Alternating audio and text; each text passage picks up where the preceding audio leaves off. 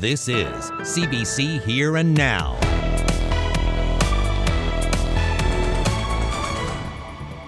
It's only a week into Pride Month and a St. John's school is facing backlash for an event it held in support of the LGBTQ community. We've heard of threats, we've heard of very demeaning language. I'll have that story for you coming up on Here and Now. Waiting for health care. The province is struggling to control the wait list for hip and knee surgery. I want my legs back and so that I can go back to work again. Coming up on Here and Now. Competing on an international level, it's a dream for many, but for 4 local athletes, it's a reality at the Special Olympics in Berlin. I'll bring you that story just ahead. Good evening and welcome to Here and Now.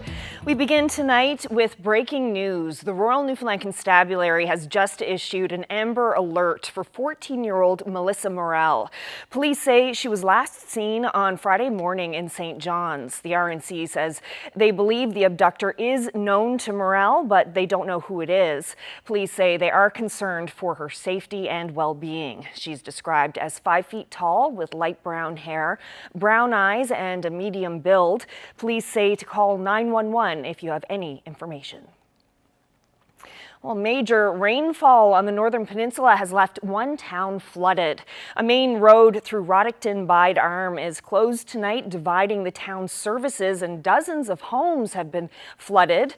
Here and Now's Colleen Connors has been following this story today. She joins us live from Corner Brook with the latest. So, Colleen, what's it like there now? Well, Carolyn, in Corner Brook, it's sunny and warm this evening, but 400 kilometers north of here, it's a very different story. So a large brook that is in the middle of Roddickton Bide Arm, well, that separated the town today when it overflowed and flooded. The road is totally impassable, and the bridge is slowly eroding away, washing away.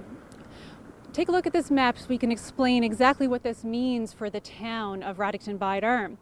See the spot on Cloud Drive? This is where the road is impassable and washing away. It is cut off the town, and when you come into the community, there are the grocery stores, of course, the gas stations, a fire department, and the pharmacy.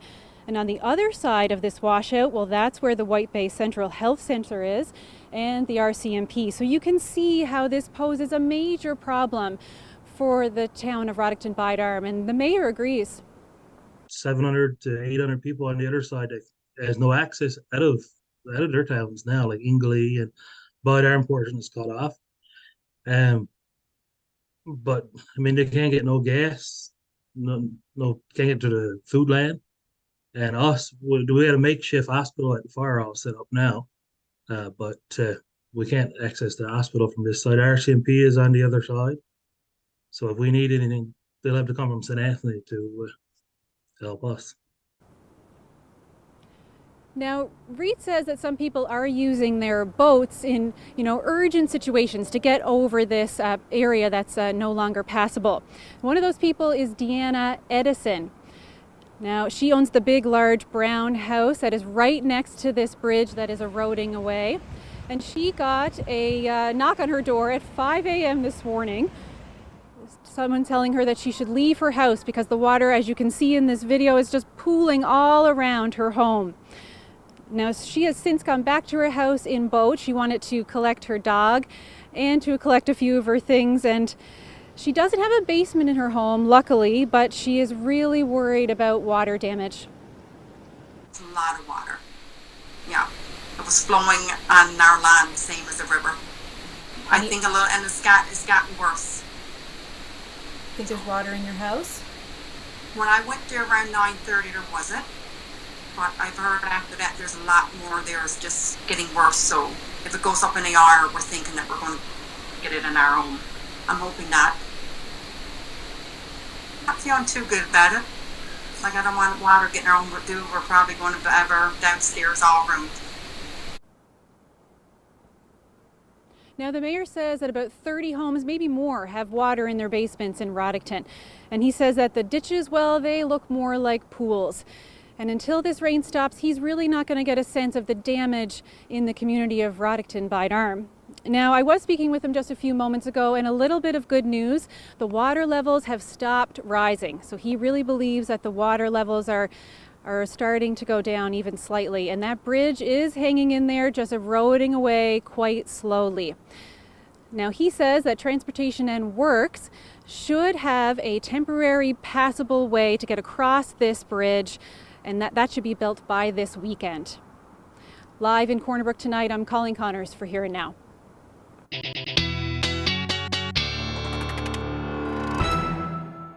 Yeah, now just how much rain has fallen since pretty much Wednesday evening. This is a look at the numbers. So 127.9 millimeters in Mainbrook Forestry, and then Angley saw 109.8. Now that's incomplete data because it wasn't reporting before 3:30 on Wednesday. So lots of rain. Now the good news is I talked about this fire stream, pretty much that's hose of moisture moving in. You can see some of those showers towards the northern peninsula now. If I zoom in a little bit, not seeing that radar coverage up there, but the showers are certainly still there.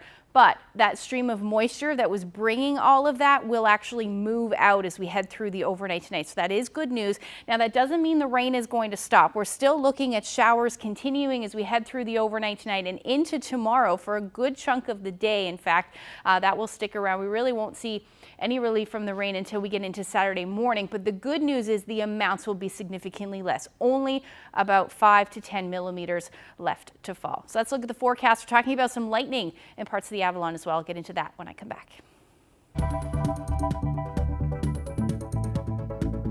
The City of St. John's, provincial government, the Royal Newfoundland Constabulary have all teamed up to work with the George Street Association to make this street a lot safer. Cleaning up graffiti, extra security, lighting downtown. Safety is a huge subject. It matters so much to the welfare of our community and our city and our province. And Jeremy and I'll have those details coming up. Well, a Carbonear woman is speaking out about living with severe pain and restricted mobility as she waits months for surgery. CBC has learned that the wait list for hip and knee replacements has remained at more than 1,900 patients since 2022, despite measures to make orthopedic surgery more available. Here Nazmar Quinn reports.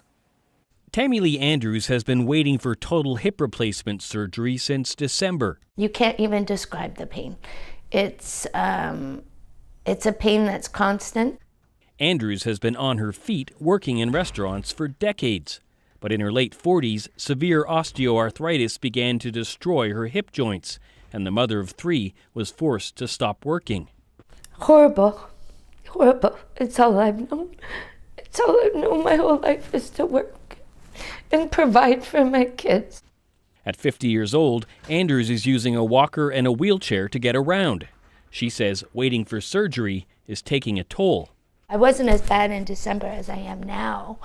So I'm just the fear of not being able to have any mobility whatsoever. That part scares me. I think it's horrific. Doctors in St. John's think it's bad too. Last fall, in a letter CBC acquired with an access to information request, surgeons warned Eastern Health that the wait list for hip and knee surgery has doubled since 2018. That wait list had more than 1,900 patients on it last fall. The province tried to address the problem by moving patients through hospitals more quickly and offering more surgeries in St. Anthony and Carbonear. But that hasn't worked. The wait list still has more than 1,900 patients on it. We asked the health authority for an interview with an orthopedic surgeon, but instead we were sent a statement confirming the wait list hasn't decreased. I want my legs back and so that I can go back to work again. Despite the wait, Andrews is hopeful. She's been told her surgery will happen before this coming fall. Mark Quinn, CBC News, Carbonear. Well, a St. John's Elementary School is facing online vitriol after hosting a Pride event. The school district says it stands behind the event and the LGBTQ community, but activists say the online attacks are typical of a troubling rise in hate. Here Now's Daryl Roberts has that story. It was an event celebrating the LGBTQ community at St. Matthew's School in St. John's. It marked the beginning of Pride Month, a time when members of the LGBTQ community celebrate progress and focus on fighting against discrimination. The CEO of the English School District says similar events happen at other schools across the province. The district is unapologetic in its celebrations of Pride. Our schools do this every day for all different communities and different students and teachers. We support them doing this every day, and especially on the calendar. But staff and students at St. Matthew's have become targets of anti-LGBTQ online rhetoric after pictures and videos of the Pride event were shared by several far-right social media accounts, some with millions of followers. The president of the province's Teachers Association says the reaction has been unnerving. We've heard of threats, we've heard of very demeaning language, we've heard of, again, accusations. And as a teacher in the public education system, we do what we can to support every child that walks through the door. Trent Langdon says the NLTA stands behind its teachers and the LGBTQ community. Terry Hall says the district does too. Some of our community groups, it's unfortunate, face this every day. And so I'm not surprised, that it happens. It's unfortunate in society and in our schools today. But again, some of our most vulnerable community groups put up with this every day. So we're happy to support them and go through this for a few days. The Newfoundland and Labrador Human Rights Commission is monitoring the situation and says it shows the LGBTQ community needs support. It says to me that we still have a lot of work to do in regards to educating people about their human rights, and I think that community support is really important, and I think I would encourage people to determine how they can support the 2S LGBTQIA+ community at this time because they definitely need it. The backlash to the event at St. Matthew's School comes at a time when protests against LGBTQ events like Drag Storytime are on the rise, and the claim that those events act as indoctrination. This is a rhetoric that we've seen come up time and time again. And it's really based on this idea that it's a choice, that, being exposed to a queer culture and trans identities is suddenly going to transform someone into being 2S LGBTQIA+, which is not true at all. And we can look to history where they weren't even allowed to talk about their sexual orientation, and yet people still existed. We've always existed. While Worthman is concerned about a rise in hate, she's heartened by community support for the LGBTQ community, and she hopes that support continues. Daryl Roberts, CBC News, St. John's. Well, people in Torbay are upset about graffiti that's been sprayed throughout the town. Racist, anti-Semitic, and homophobic language has been spray painted onto fences and other structures. The head of the Anti-Racism Coalition says hate-inspired graffiti can be found in many places in the province. Had a number of these incidents in Newfoundland that we have been alerted to in the province, and especially on the island of Newfoundland, all the way from St. John's to Cornerbrook to CBS recently. So yes, that was my thinking. Here we go again. This is awful. Well, the inquiry into the treatment of Innu children in care is continuing to hear testimony in Sheshatshiu today. Yesterday, Marie Martha Andrews spoke to the inquiry about her own experiences and those of her family. She says Innu children belong in their community and there's a lack of supports to keep them there. Just try to imagine, like if a social worker comes to your house and an RCMP standing next to her. She got somebody like that's protecting her and looking after her. But that person inside the house has no one to go to, no one to maybe translate for that young mom. And that's what needs to be talked about. Like we need to tell them that this is not okay. Well, later in the show, we'll hear more from that testimony at the Innu inquiry. That's in about 20 minutes on Here and Now. Well, teams from across the world will march into the biggest stadium in Berlin later this month. It's for the opening ceremonies of the Special Olympics World Summer Games. And right in the middle of it all will be 7 people from this province. Here Now's Henrika Wilhelm has more. We're on a journey. That's where Samantha Walsh is headed to compete in 2 disciplines for Team Canada. 100 meter. The long jump. An opportunity she is looking forward to with a clear focus. Medals. I'm fast. Fellow Stephenville native Michael Budden will also fight for athletics medals. Being chosen to compete, exciting news. It took me a few minutes to actually process the information because it was like, wow, I'm going to Berlin. And like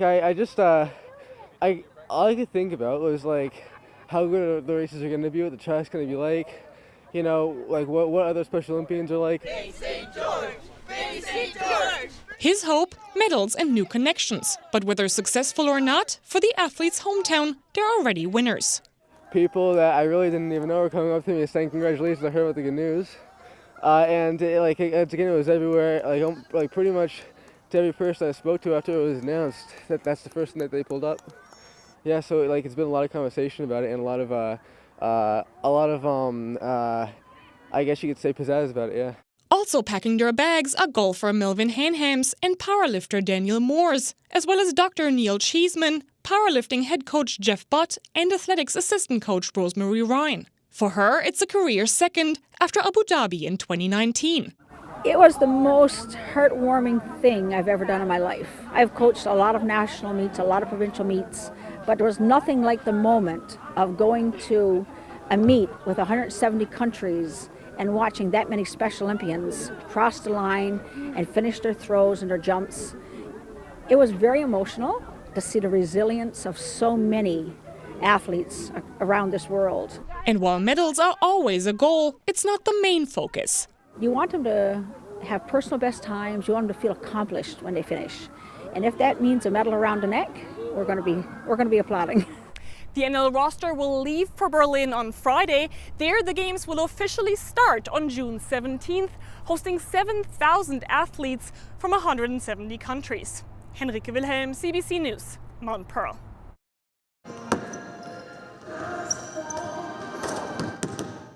Well, the countdown is on until the Newfoundland Rogues play host to their first ever playoff game.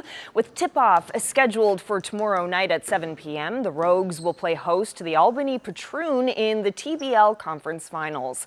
After winning the first 2 rounds on the road, the hope is that they'll be back at the Mary Brown Center. Will be a welcomed break. Feels really good. You know, it was a goal that we reached for from the beginning of the season, you know, to actually try to get a playoff game here. And 43 games later, we have one here, man. So it's very exciting. I'm excited for the Rock, you know, for the people to come out and just understand how important it is for us, you know, to play for them. Because these guys, when we left, in our mind, we knew we were coming back. No one else did, but that group of guys that left, that got on that plane to go play Raleigh, to go play Georgia, we knew in the back of our minds we'll be back here for a playoff game. Well, leaders with the Fisheries Union are continuing their meetings in Ottawa today. They're pleading with federal politicians for millions in emergency aid for those affected by the sharp decline in the price of crab. The union is asking for economic hardship grants ranging between $4,000 and $15,000 for those involved in the crab fishery. It's a figure the president says could cost the government about $100 million. Conservative MP Clifford Small says he supports the call for financial aid, but he's also asking for the northern cod quota to be doubled so harvesters and plant workers will get more work with other species. It has the highest catch rate of all cod fisheries in the North Atlantic. The per unit catch rate is just fantastic, and it's been and the catch rates have been improving constantly for the last 4 or 5 years. It's phenomenal. So the minister, if she'd make that decision to increase that northern cod quota, that would go a long ways to helping plant workers and the fishermen. Well, the price of most fuels is down today, particularly in coastal Labrador. Gasoline dropped by just over 5 cents a litre. That puts the price of a litre of gas at around $1.67 on the Avalon and a little over $1.70 in central Newfoundland. Diesel is about 1.5 cents cheaper on the island and just over 0.5 cents cheaper in Labrador. Home heating oils are down by just over 1 cent. The spring resupply of fuel has started in coastal Labrador, and that means the drop in the price of diesel is nearly 50 cents a litre in some areas. Several groups are working together in hopes of making George Street a safer place to be. And today, a lot of money was announced to make changes in that regard. The province, the City of St. John's, the Royal Newfoundland Constabulary, and the George Street Association are planning on changing the look of one of the province's most popular party streets. Jeremy Eaton has that story. In the light of day, it's just a normal cobblestone street in downtown St. John's. At night, it can change. The fact that a lot of things that happen in the downtown area aren't reported. So we need to encourage people. We need to encourage people to report crimes, to report things that are happening in the downtown area. Today, the city announced its See It, Say It campaign, with the mayor pledging $80,000 towards it. We have to do the scope of the project, and we have to go through the procurement process. So as soon as we can get going at it, we'll begin the process. The Downtown Safety Coalition has been meeting for about a year now, a group which includes the RNC, Downtown St. John's, Hospitality NL, Destination NL, Music NL, the City of St. John's, and the provincial government. The Department of Justice and Public Safety is happy to provide $100,000 to the Downtown Coalition to be used to address safety issues here on George Street and the surrounding area. Money which will literally clean up graffiti, street cleaning, extra security, lighting downtown, identification services at bars to see who's coming and going. So all those things will help with safety, and with the help of safety comes the prevention of sexual assaults in this area. But the money didn't stop there. George Street Association giving over $120,000 of its own monies towards these initiatives is a three-way cost share that has been a long time coming. It's going to do so much good for our historic, incredible downtown that we all love so much. Today's announcement, a huge step forward. Safety is a huge subject. It matters so much to the welfare of our community and our city and our province. And so this is going to go on to have a major impact on that feeling and the outcomes we are all very excited to see happen. A big issue downtown is finding a cab to get home. The city is looking towards other options, including the idea of ride-sharing companies to do business here. We've had some overtures from Uber and discussions from other companies involved in ride sharing. So we're working through that process right now. With the weather hopefully changing, the hope is that more people will travel downtown this summer to spend their money, and the George Street Association, city, provincial government, and the RNC want to make sure that people who do come down here can do it safely. Jeremy Eaton, CBC News, St. John's.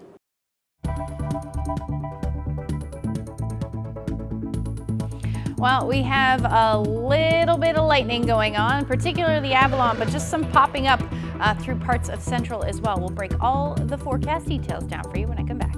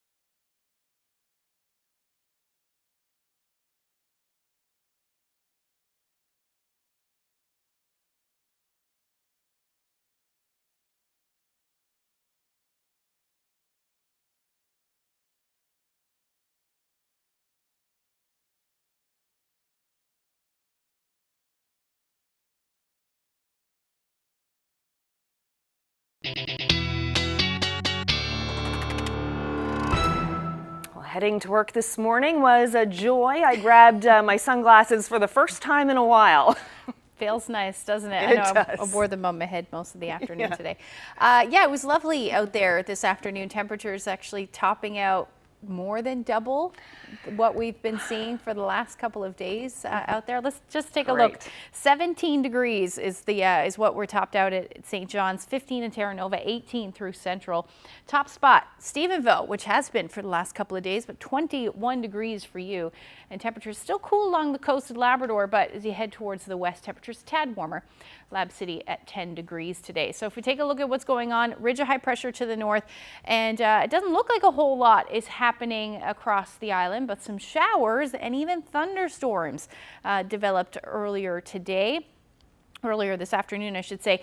So we've got that line that was pretty well depicted yesterday, well forecasted from the future tracker, and then we've got this one cell that made its way through Holyrood and CBS earlier today. But if we take a look at what's happening right now, one of the cells popping up. Now the Holyrood radar is down, so we're not seeing the actual radar, but one of them, one lonely cell, is seeing some lightning. So I wouldn't be surprised to see that continue over the next couple of hours through portions of Central.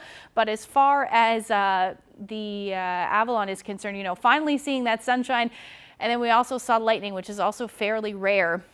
We don't typically see that, but this system, little cell, I should say, this little thunderstorm cell over Holyrood through CBS, and now it looks like all of the lightning has dissipated, and most of the showers have as well. If they have it all, they've moved offshore.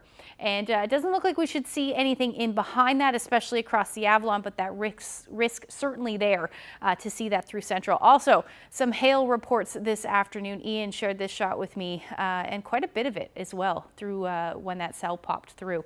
So, like I said, now back to that blue sky, but we did see those rainy conditions. Temperatures have dropped though since that thunderstorm, 14 degrees now in St. John. Still a beautiful evening. South winds around 13 kilometers per hour. And those temperatures pretty much across the island still fairly nice. 17 in Gander, 18 still in Badger. Temperatures dropped a little bit in Stephenville down to 17, but those temperatures still pretty much status quo up across Labrador into the single digits towards the coast. There's that line again, still doing a great job. So again, don't be surprised over the next couple of hours to see those or hear a few rumbles of thunder if they do make it over parts of Central. At this point, it's looking like it isn't going to be where anybody lives, but if you still hear that, that's what it is, just some light thunderstorms moving through. Now for the northern peninsula, like I said, you're still going to see some showers as we head through the overnight, not nearly as heavy as they have been over the last couple of days, but that will continue as we get into the morning hours. Temperatures will still be sitting into the single digits as well, between 4 and 7 across the island, and similar temperatures, just a tad cooler towards the coast of Labrador, hovering around the 1 degree mark, and winds max 20 to 40 kilometers per hour. So for tomorrow, unfortunately, gray skies the story. Some drizzle certainly possible. As we head into the afternoon hours, we might start to see some clearing skies inland along the south coast. Same thing for the west coast.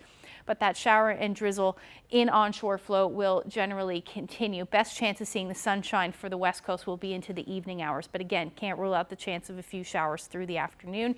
But yeah, we should see some sunshine. Then as the day goes on, some periods of rain developing into the evening and overnight hours for the Avalon. So keep that in mind as well. Now, temperatures for tomorrow should stay into the teens. So a little cooler than today, 13 degrees for St. John's. But if you're in onshore flow, so towards the coast, temperatures will likely be into the single digits, especially along southern areas of the Avalon. And same thing for the northern portion, the northeast coast, I should say, 60 degrees in Twillingate. Head further inland, though, those temperatures should be into the teens. As you head towards the west coast, like I said, best place to see the sunshine will likely be in Corner Brook, but don't be surprised to see a few showers. And then for Labrador, your temperature is quite mild, 14 to 17 degrees. Still going to stay on the cool side, though, for southeastern Labrador as you continue those winds out of the southeast. So continue to see that onshore flow. So drizzle, showers, and cooler temperatures associated with that. Now, this is the start, well, at least one day of warm temperatures. The trend will be down and then back up again in the long range forecast, which we will talk about in a little bit. Thanks, Ashley. Well, we go back now to the inquiry into the treatment of Innu children in care and the testimony of Marie Martha Andrew. She's a foster parent and teacher at the school in Sheshatshiu, but Andrew is also a day school survivor. Here's more of what she told the inquiry, but first a warning that this testimony may be difficult for some. When we started school, it was in, I think it was 1967 or 66.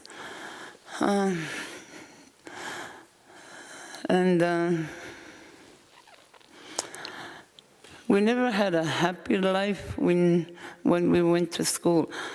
Like, you know, when your child is ready to go to school, they're right excited, and, you know, but we never had that.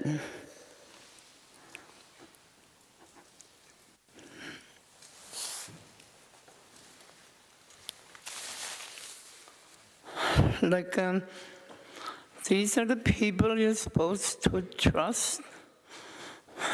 And like the priest, he was supposed to be a person, like people look at him as a, I don't know what to say. Like there's really too much anger when it brings back memories. And how he treated us, just like we were a people. Like he made us live in fear. You know, it's supposed to be happy when you're in school, like when you're a young person. But it wasn't like that. Every time he says a word, everybody was right quiet.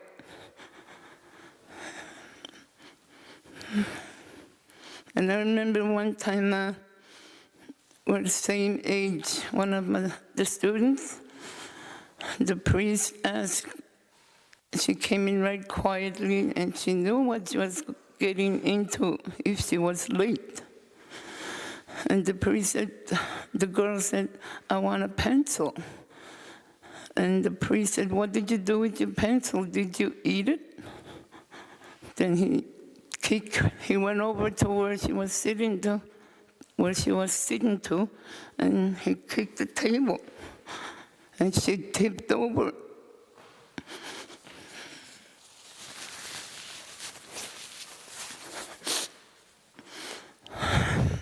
And she had a bleeding nose. Like, if that's not abuse, I don't know what is. We're turning now to our top story. If you have a cell phone or if you were listening to the radio, you probably saw or heard about an hour ago, the Royal Newfoundland Constabulary issued an Amber Alert for 14-year-old Melissa Morel. Police say she was last seen on Friday morning in St. John's. The RNC says it believes the abductor is known to Morel. Police say they are concerned for her safety and well-being. She's described as 5 feet tall with light brown hair, brown eyes, and a medium build. Police say to call 911 if you have any information.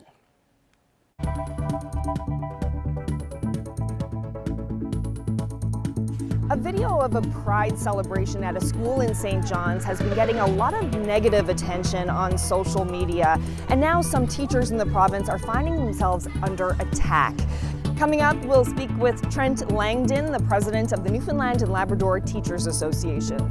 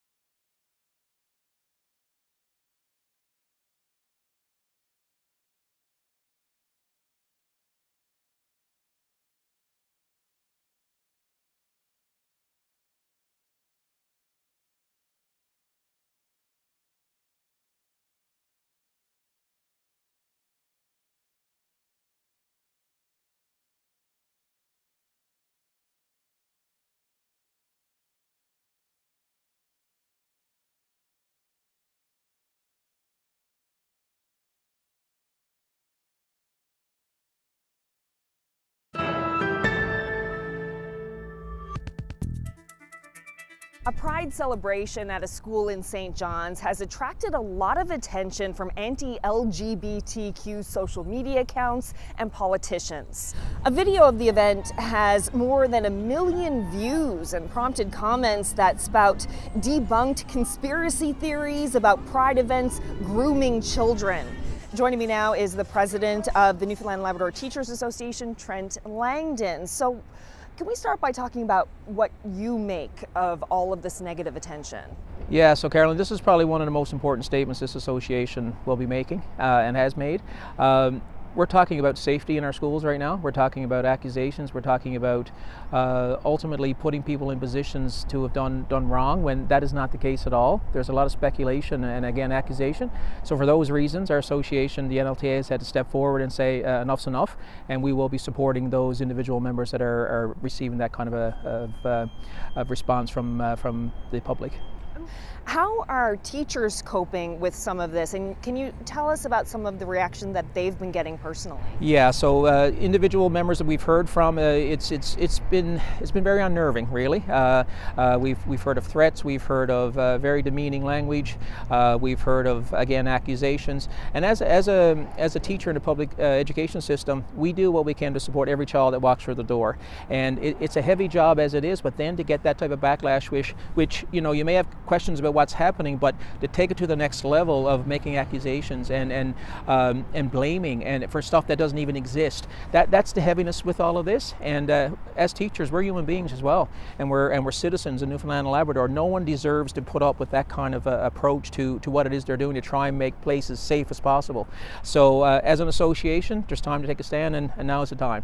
And the accusation in particular of this idea of grooming students, what is that like for a teacher who, you know, they devote their life to teaching children to get that kind of an accusation? What does that feel like for them? It's demoralizing. I'll be honest with you. It's a fight that, as a teacher through the years, I think it's given the society that we're living in right now, it's a new reality that teachers are facing. They're much more in the public eye than they've ever been, and the expectation is through the roof. But they're also there's much greater opportunity to be attacked, and many times you have people making attacks anonymously. So it's one thing to make an attack, a verbal comment, and you know the source, but it's quite another when it's just coming from multiple sources, not even within the province. But we also have comments being made within province. Very worrisome. We're in a public setting. Safety of everybody, whether it be physically, emotionally, spiritually, you know, all of those things are very important to us, and this workplace should not be the situation for these teachers. But to go back to the children for a second, this is what this is ultimately about. This is our schools are learning opportunities, and throughout the run of a day, a child may be exposed to 25 different learning opportunities, and from that they pick and choose what they see fit as what they want to take and learn from. And that's what this is. We're leveling the playing field for our LGBT plus community, our teachers and our students, to level the playing field so members of that community can feel welcome there, our teachers as well. If you look at the news, particularly in the United States right now, it seems like that anti-LGBTQ sentiment is really ramping up. There's a lot of hate in the world right now. What are your concerns going forward, and where all of this is ultimately going? We kind of feel like sometimes we're shielded in this province from the things that are happening in the States and in even other parts of the country, but clearly we're not. What are your concerns about going forward? Yeah, so with the advent of social media, all of a sudden we've opened up our doors, haven't we? Yeah, we're still an island, and we're still Labrador, and we still have boundaries, but at the same time we've opened ourselves to the world, and we've said that in so many different ways. Our children are learning no matter what, whether it's happening in schools. You know, they have access on their hip at any given point, the internet, so they can find this stuff. The schools are another means of doing that, but who am I to say that we're not going to have a pride event, or we're not going to have a specific event that's going to support a certain segment of our society when we're doing it in so many other ways? How can I pick and choose? And to me, as soon as you start doing that type of thing, you're segregating a certain group of people. We all know the history of this world and how minority groups have been segregated and have been mistreated and harassed, and in actual fact have been just totally demeaned. So it's time for this to change in this province. There's still a lot of pockets of difficulty in this province, a lot of hatred.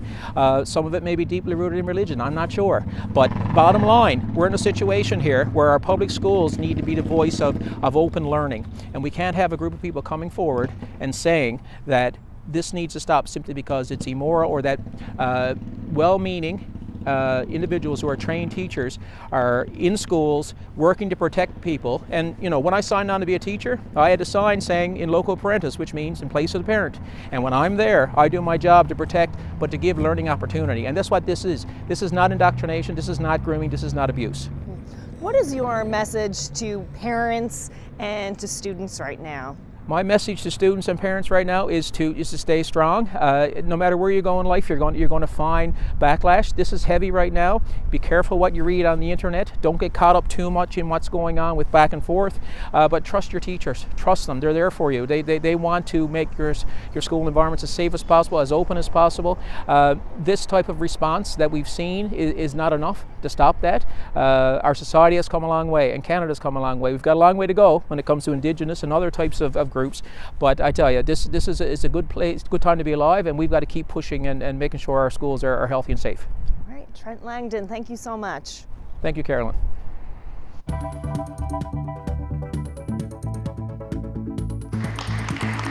Well, they are the newest firefighters in St. John's. Find out why they signed up, coming up.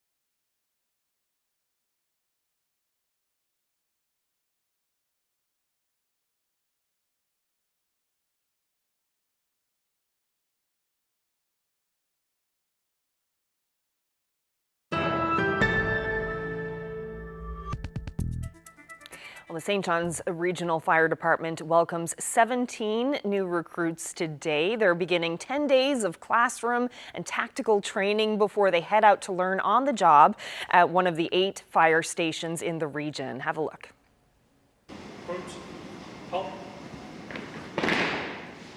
As you look at our new firefighters today, these individuals will play a crucial role in safeguarding our community and upholding the values that define us.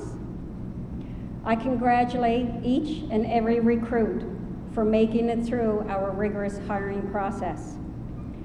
We find that when we see people come through our doors, we don't see them go back out through those doors until it's time to retire. So we believe we need the best of the best, and we feel that today you are looking at the best of the best.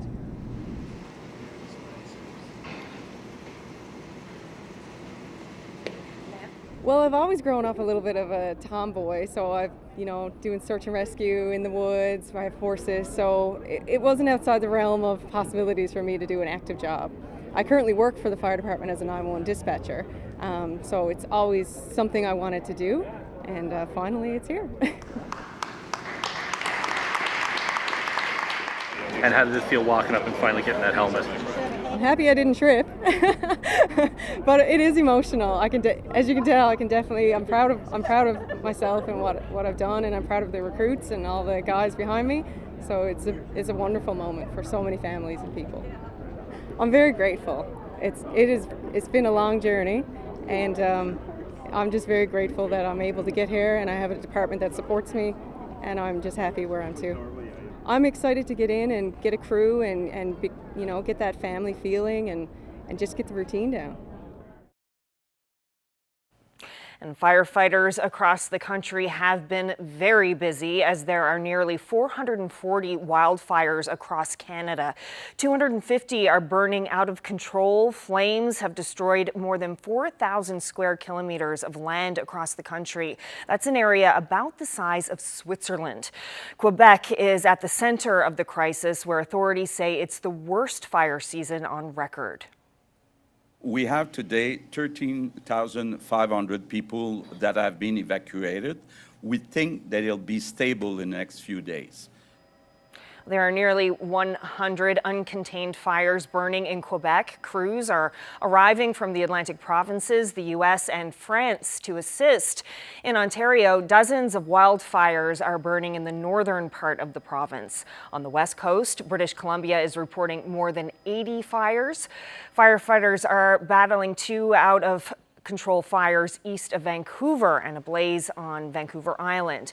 Now, on the east coast, Nova Scotia, evacuation orders are being lifted for thousands of people in the Halifax area. Well, it is World Oceans Day. It's celebrated annually to raise awareness about their importance and the impact humans can have on them. Here's a look under the seas at the rich and diverse marine life in Spain's Canary Islands. Locals and tourists can see the colorful starfish, dreamfish, and the endangered monkfish near the seabed. Its waters are home to 500 types of fish, 80 types of mammals, and 5 species of marine reptiles.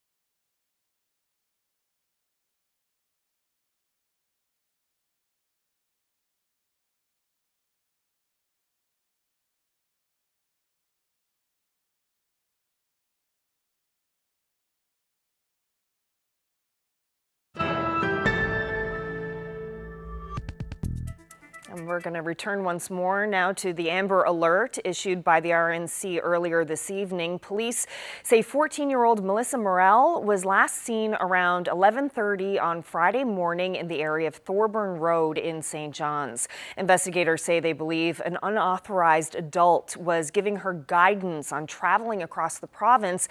It's believed Morel has been abducted by someone she knows, but it's not clear who. Police are concerned for her safety. She's described as 5 feet tall with light brown hair, brown eyes, and a medium build.